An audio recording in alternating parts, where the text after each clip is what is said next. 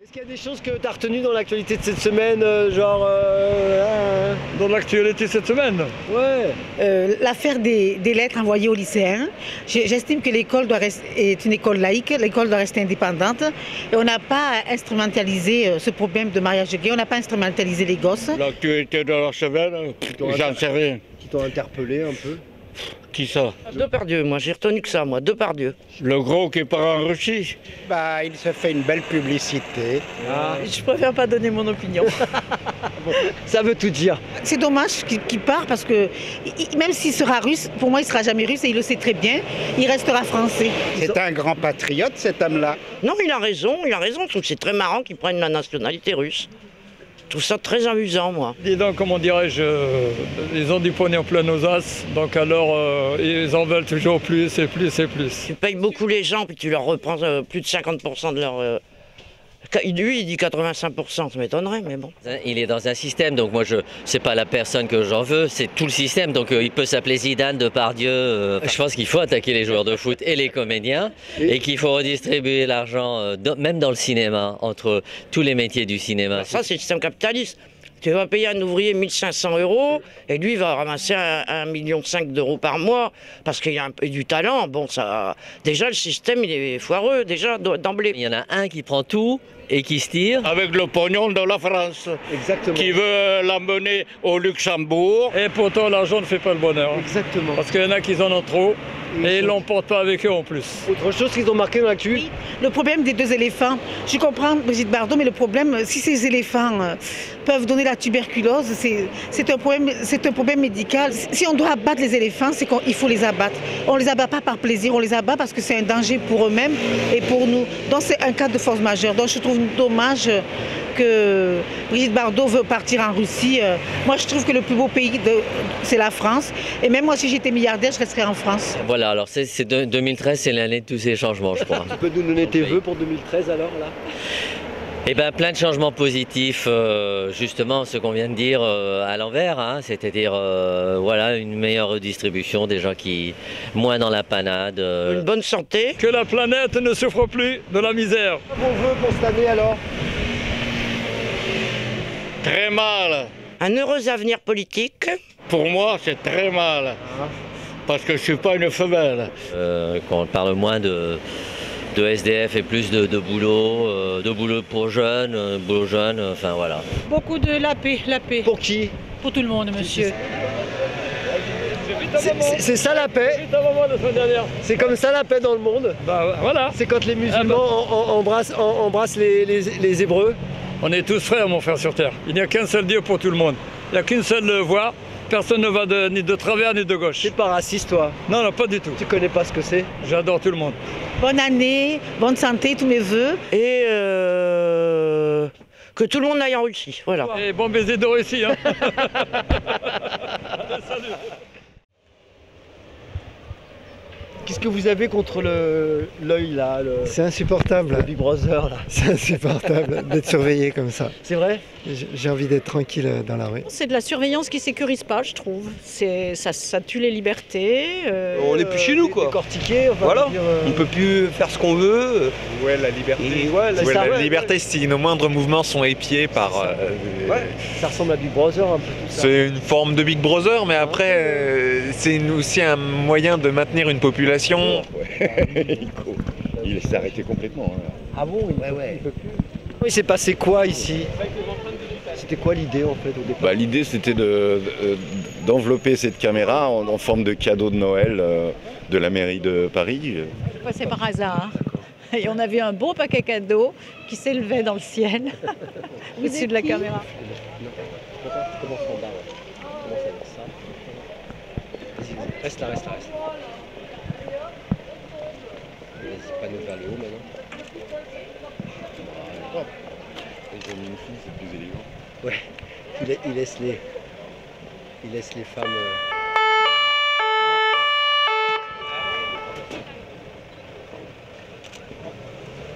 Ouais. Il est pas content. Voilà.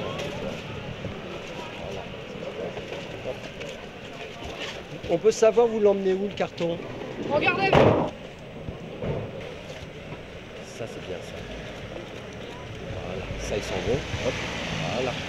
Le but de l'action, c'est de recouvrir la caméra pour dire qu'on n'en veut pas et ça va se reproduire. Vous voulez pas nous rendre la boîte? Non? Moi, ça fait quelques mois que je suis là. J'ai rien vu de tout ce qui peut nécessiter peut-être une caméra. Autant c'est justifié dans une banque, autant sur la place d'Aligre, ça n'a rien à faire. Jusqu'à présent, personne ne demande le coût de la pose d'une caméra. Combien ça coûte? Qui est-ce qui va payer? Qui paye? Bon, maintenant on le sait, hein, c'est le contribuable qui paye. C'est complètement fou, il y en a une autre là-bas, il y en a une autre là-bas. C'est un quartier où il n'y a aucune délinquance. Bah si, il y a des jeunes sur le quartier. Donc, c'est vrai, quand on est jeune en soi, on est quoi, un peu coupable? Voilà, c'est par rapport aux jeunes du quartier en fait, qui sont principalement visés, je crois. Et puis il y a les clodos aussi, les SDF, tout ce qui fait pas propre dans la belle ville. Par contre, d'un point de vue rentable, ça fait du fric pour pas mal de gens. Ça c'est sûr. Les caméras, c'est dans les 60 000 € quand même. Si l'État a beaucoup d'argent avec nos impôts à dépenser, je pense qu'il vaut mieux qu'il le donne aux SDF pour les faire héberger. Ici, il n'y a que des SDF qui ont toujours été gentils. Il n'y a jamais eu de haine et de violence. Demandez à tous les commerçants. Quand on s'est opposé aux 1000 caméras, on a dit à la préfecture, mais de toute façon c'est que le premier plan, après vous allez en refaire un autre. Ils ont dit mais non, ça coûte trop cher. Mais l'UMP... Un mois après, l'UMP a dit ah, c'est la gauche, ils sont mous, il faut faire 2000 caméras sur Paris. Et là, le préfet, il disait plus rien, quoi. Donc, on sait très bien que c'est exponentiel, ça va pas s'arrêter. C'est comme les lapins, ça prolifère. Là, vous avez eu l'exemple, on était là. Au bout de la 5e tentative, ce qui a dû mettre à peu près 20 minutes. 20 minutes pour mettre le papier cadeau. Un quart d'heure ou 20 minutes après, les flics sont arrivés. Une bande, faut dire une bande de flics arrivés. Soi-disant dit pour la répression, pour éviter les trucs. Si jamais il se passe quelque chose ici, les flics mettront quasiment 20 à 30 minutes avant de venir. Et que s'il y a toujours un petit peu de délinquance, c'est-à-dire un peu de trafic de hache, pour dire les mots, il continue à se faire. Oui. Ça ne les empêchera pas. Ça coûte très cher pour un résultat fort désagréable, donc franchement, non. La caméra ne peut pas avoir une vue sur tout ce qui se passe ici. Vous avez une personne qui va être devant un moniteur, qui va avoir à peu près une trentaine de caméras. Il ne peut pas tout visionner d'un seul coup d'œil, c'est pas possible. Donc on peut les truquer aussi. Exactement. De ce côté-là, et là c'est grave. Et là c'est grave. Si on doit chercher des preuves, s'il y a un bug, que d'un seul coup ça fait preuve. Donc c'est ce que j'expliquais à la police. Ce qui a été décidé, c'est de reproduire ce genre d'action. C'est-à-dire de cacher la caméra. On s'attendait bien sûr à ce qu'ils viennent enlever le paquet cadeau qu'on a mis là tout à l'heure. On va le refaire du coup. Et le but, si on lâche pas, c'est d'essayer de monter crescendo dans le refus de cette caméra-là. C'est pas exclu que cagoulé et d'une autre manière ce soit cassé un jour. Si on réagit pas nous-mêmes personnellement, qui va réagir à notre place? Allez tous à la Bastille. Bah oui, on descend à la télé. Bonjour monsieur, on peut vous demander ce qui vous rend heureux dans la vie? Ah, ça alors là. Les femmes. Les femmes. Dans mon lit, bien sûr. C'est mon environnement, la façon dont je vis. Plein de choses.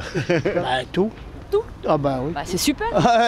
Les femmes. Bien manger, voyager, faire de la peinture, voilà. Il y en a qui aiment les tableaux de Picasso, d'autres qui aiment les voitures de sport. Moi, je n'aime que les femmes. Et même s'ils me laissent pas tranquille, je les aime quand même. Oh là, ce qui me rend heureuse, pas grand chose.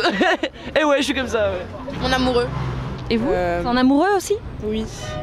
Le même? Non, le mien. Voyager, je suis heureux de naissance, moi, de toute manière. Mon petit bébé.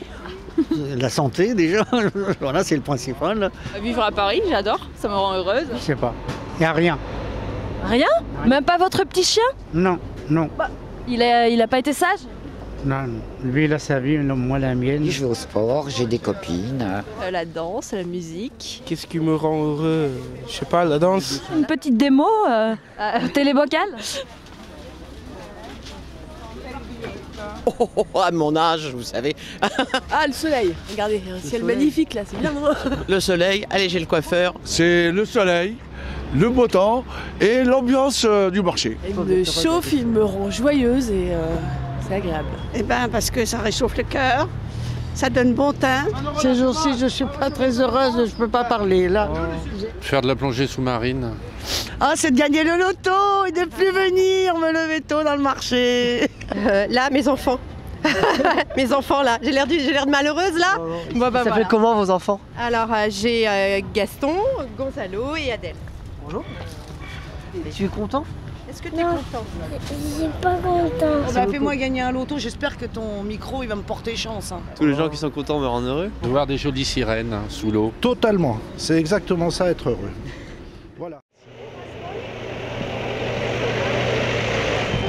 Alors vous prenez soin des gens, mais qui prend soin de vous justement? Eh bien personne, on est juste devant le ministère de la Santé et on aimerait énormément que justement nos politiciens, nos chers politiciens prennent un petit peu soin de nous. On compte sur la solidarité des équipes, mais au bout d'un moment, à force de tirer sur la corde, elle risque de rompre. On essaie de trouver d'autres moyens d'action, de mobiliser les gens, voilà, de tirer la sonnette d'alarme parce que je pense que tout le monde sait que l'hôpital ne va pas forcément bien et tout le monde s'en fout. Que les conditions de travail se dégradent de jour en jour. On n'a pas envie d'être pris pour des pigeons, on n'est plus autant des nonnes, on n'est plus autant des bonnes non plus. Ni bonnes, ni nonnes, ni pigeonnes. Qu'est-ce que vous avez contre les pigeons justement? J'ai rien contre les pigeons. Qu'est-ce que vous lui dites là aujourd'hui à Marie-France Touraine? Parce que l'idée c'est ça, c'est de pouvoir la rencontrer un jour. Je lui dirais que le temps des nonnes est révolu. Hein, on ne porte pas un sacerdoce, on a appris notre métier, on l'a choisi, on l'aime. On aimerait un petit peu être pris en considération et surtout qu'elle essaye de penser que demain c'est peut-être elle qui sera dans le lit et quand elle sonnera, elle aimerait bien qu'il y ait quelqu'un vienne répondre. Malheureusement, il y a des fois, on met des fois 1 heure pour répondre. Les seules décisions, elles sont économiques. On est amené à rentabiliser, à dire ben voilà, ce patient, je peux pas le voir, je peux le voir 5 minutes pour lui donner ses traitements, mais je peux pas faire plus parce que j'en ai 30 autres. On doit faire des toilettes, je sais pas, 6 toilettes en un temps réduit. On nous demande des tâches administratives avant qu'on n'avait pas à faire. On a diminué les effectifs et qu'effectivement la prise en charge des patients se poursuit. Il y avait 2 infirmières avant pour 25 patients. Il n'y en a plus qu'une aujourd'hui. La personne qui est dans son lit, elle a besoin de présence, d'être rassurée, qu'on discute avec elle et là on n'a pas le temps. On fait des soins mais on ne prend pas soin. D'être attentionné, c'est aussi 10% de son rétablissement, non? Absolument. De son réconfort, moralement, oui. Moi mon souhait c'est d'avoir un infarctus et que je sois près de vous pour que vous puissiez me soigner. Non, vous êtes adorable. Est-ce que vous pouvez m'expliquer pourquoi vous êtes aussi peu nombreuses? Peu nombreuses ici? Oui. Parce qu'on a fait des petits points de ralliement un peu partout, parce que les infirmières, les aides-soignantes et soignants sont partout en France, donc nous on s'est représentés partout en France aussi. Que dans d'autres professions, quand on travaille de nuit ou le week-end, on est payé plus. Nous on est payé, mais quand on travaille de nuit, de 21h à 6h du matin, on est payé 1,07 € de plus l'heure. On va arriver à une médecine à 2 vitesses et c'est dommage parce qu'on a un bon système de santé qu'on est en train de perdre. On refuse de contribuer à ce système, nous en tant que soignants aujourd'hui, qu'on a une responsabilité aussi, qu'on est là pour dire ça suffit. C'est vraiment pour les patients, c'est vraiment pour dire stop, parce que là on est fatigué, sinon on va faire autre chose. On verra comment se faire entendre au fur et à mesure et on prendra les décisions qui s'imposent. Quelles sont les choses que vous avez retenues dans l'actualité de cette semaine? À propos des victoires de la musique, j'ai vu un titre dans le Parisien au café, j'ai vu un truc drôle, c'était marqué, des personnes ayant peu de visibilité à la télévision sont favorisées au détriment de certaines stars. Le coureur qui a tué sa femme là. Ah, raconte en 2 mots, je sais pas quoi. Le 13 février avant Saint-Valentin, je crois que c'est une surprise en fait. Et en fait la femme elle a débarqué chez lui, cette copine, et il l'a tué à coup de fusil. Il a mis 3 coups de balle. Il a tué sa copine. Sa petite copine, ouais. Elle a tué sa meuf là. Ouais. C'est horrible ça. Horrible. C'est la démission du pape que c'est un fait historique. Oui, parce que ça fait au moins des 1400 et quelques par là qui n'auraient pas un truc comme ça. Mais pourquoi est-ce que tout à coup le fait de dire je m'en vais, ça devient un événement pratiquement mondial? C'est une nouveauté mondiale. Jean-Paul justement II, il est mort dans son poste jusqu'à la fin. Maintenant, il aura l'occasion de choisir un pape plus jeune, de 80 ans par là. Moi, là j'ai été aussi super touchée, mais c'est la semaine dernière par l'assassinat de Chokri Belaïd. Et mais on voit la force quand même du mouvement de résistance, puisqu'il y a eu plus de 1,4 million de personnes, de Tunisiens qui sont descendus dans la rue pour se recueillir. Je trouve que fermer l'usine Spanghero, parce qu'il y a eu une tromperie, C'est un peu injuste. On aurait dû fermer la Société Générale quand il y a eu Kerviel. C'est à Nantes, hein, c'est un type qui s'est immolé par le feu. Ça m'a fait penser à la Tunisie. Ça montre que les gens n'ont plus aucun espoir puisqu'ils attendent à leur propre vie. C'est triste, mais bon. Non, pas plus que se jeter sous un métro. Ça me choque pas plus que ça. Le mec qui se tue, il se tue. Putain, c'est plus que choquant, quoi. C'est plus que choquant. C'est triste pour ce type qui était pas un truc, mais il y en a tous les jours. Je peux pas l'entendre pour la simple et bonne raison que, je veux dire, on est dans un pays qui génère encore plus de richesses qu'au début, que dans les premières années de la crise. Depuis qu'il a essayé immolé par le feu, il y en a eu 2 autres qui se sont ratés.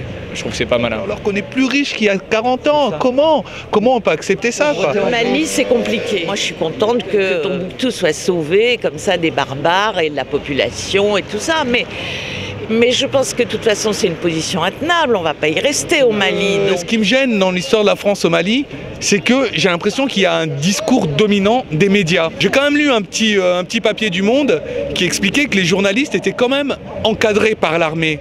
Donc je ne sais pas la réalité de ce qui s'est passé là-bas, de ce qu'on nous montre. Moi, j'ai juste vu des gens qui étaient là, avec les drapeaux français. À ma connaissance, les Maliens, ils n'ont pas appelé des Algériens ou des Libyens pour venir les gouverner. Ils ont appelé des Français pour les aider.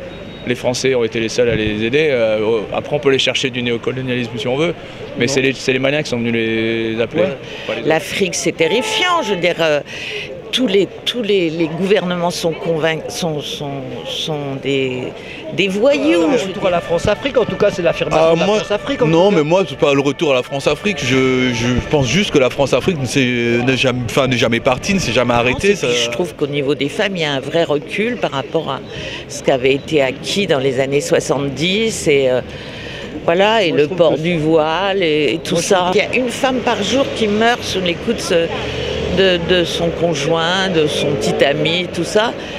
On n'ose à peine y penser, quoi. Comment c'est possible? Je pense que les femmes, elles vont jusqu'au bout de leur désir. Elles savent en tous les cas où est leur désir. Les hommes, c'est plus flou, quoi. Ouais, nous, on est un peu...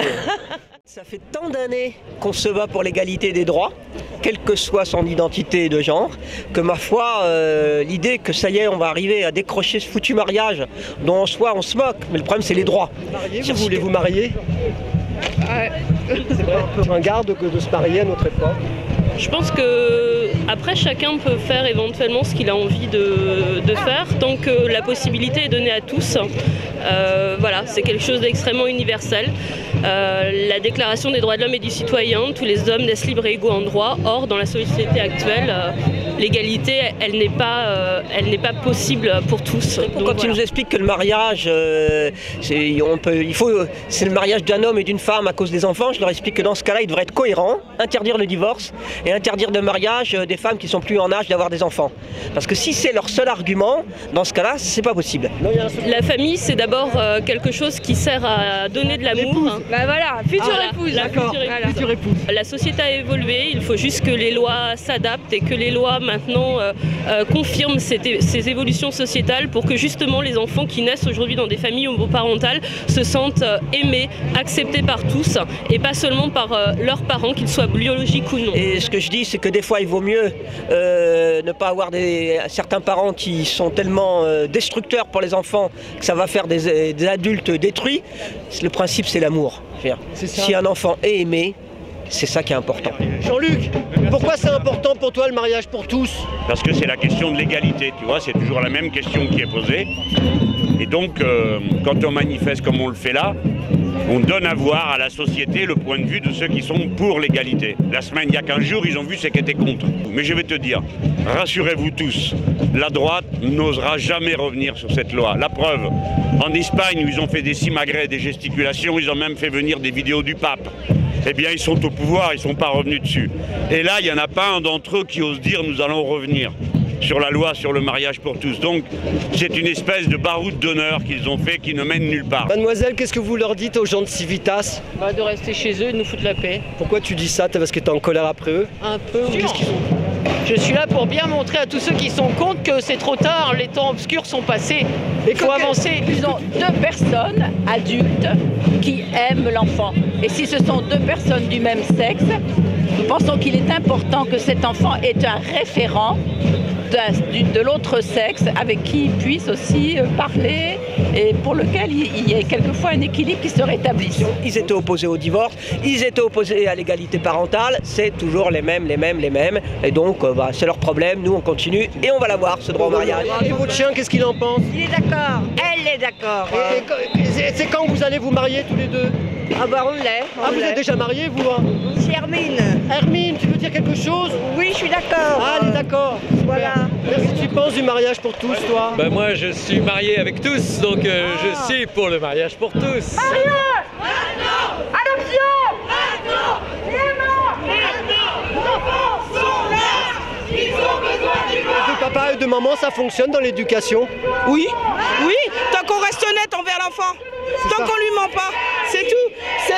On peut avoir des enfants et leur dire toute la vérité, mais on leur dira vraiment de comment ils ont été vécus et ils ont été faits avec amour et vraiment voulu. Ça ne sera pas des accidents. Nos enfants sont là, ils ont besoin des droits. Est-ce que vous êtes dans le cas où vous êtes deux mamans qui élevez un enfant? Oui, bien sûr. Ça se passe parfaitement bien, sauf que ma compagne n'a pas de droit sur son fils. Nos enfants sont super bien dans leur pompe, ils vont bien, tout va bien, simplement ils ont besoin de deux parents officiellement. Donc voilà, c'est pour ça qu'on a besoin de sécurité pour eux et le droit au mariage, à la filiation, à l'adoption. Un enfant pour grandir, il a juste besoin d'amour et de parents qui l'aiment. Et voilà, et c'est le cas dans nos familles. Et voilà. Tu voulais dire que... J'ai un enfant et j'aimerais avoir des droits parce que je suis la maman sociale pour le moment et j'aimerais vraiment avoir des droits pour être sécurisée avec lui et voilà. Toi, comment il vit l'enfant avec deux mamans comme toi? Très bien, moi je pense même qu'il vivra plus heureux. Moi je sais que j'ai vécu avec mes parents, donc un homme et une femme, et franchement j'ai pas été super heureuse. Je pense qu'il aura plus de joie que moi j'en ai eu. Voilà. Ah, on aurait dû les tuer à la naissance là. Vous parlez de qui, monsieur, vous? De ces salopards qui sont là. Pourquoi? Parce qu'ils sont pour le mariage pour tous? Mais non, ça n'existe pas. On ne voit pas deux hommes ou deux femmes élever un enfant, un papa et une maman, au final. Vous pensez que c'est pas naturel, vous? C'est pas naturel du tout, non. Pas du tout. Qu'est-ce que vous pensez de l'homosexualité alors? Oh, mais ça, je m'en fous. L'homosexualité, il existe depuis que le monde est monde, alors qu'ils ne me cassent pas les pieds avec ça. C'est pas aller contre la loi divine. Vous pensez que c'est un peu diabolique? Enfin, c'est très diabolique, oui. Le président, il marche sur la tête, hein. C'est clair. Hein. Ça, c'est là-dessus, oui. Explique-nous un peu le slogan. Alors c'est pour dénoncer, enfin c'est pas pour dénoncer, c'est pour dire que vaut mieux une famille gay et heureuse qu'une famille hétéro et pas avec un père de merde, voilà. Qu'est-ce qui compte alors si c'est pas un homme, une femme pour élever un enfant, pour adopter? C'est quoi alors? Qu'est-ce qui compterait pour toi? C'est l'amour, c'est tout. Et dans ce cas-là, s'ils disent ça, faut un homme et une femme, ça veut dire qu'ils sont contre la PMA pour les couples hétérosexuels et contre toutes les aides à la procréation pour les couples qui ne peuvent pas avoir d'enfants. Donc ces gens-là ne sont jamais cohérents. En Belgique, c'est autorisé déjà. Ah, c'est ça qui C'est pour ça. En Belgique, ça n'a pas posé de problème. Hein. Il y a qu'ici que ça en pose. Hein. Les gens sont...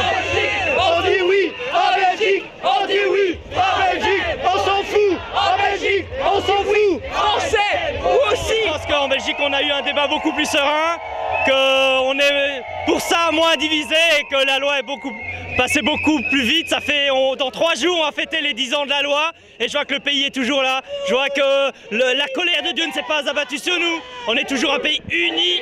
Et les enfants adoptés, ils sont pas trop... Et les enfants adoptés se passent très bien. L'année passée, la moitié des enfants adoptés en Belgique étaient adoptés par des couples homo.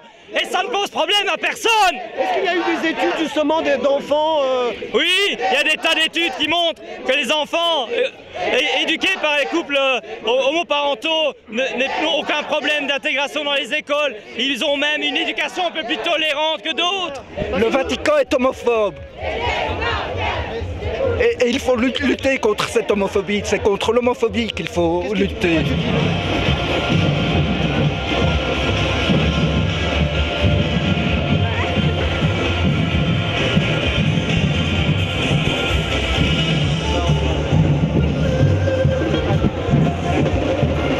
Vos parents, ils sont où?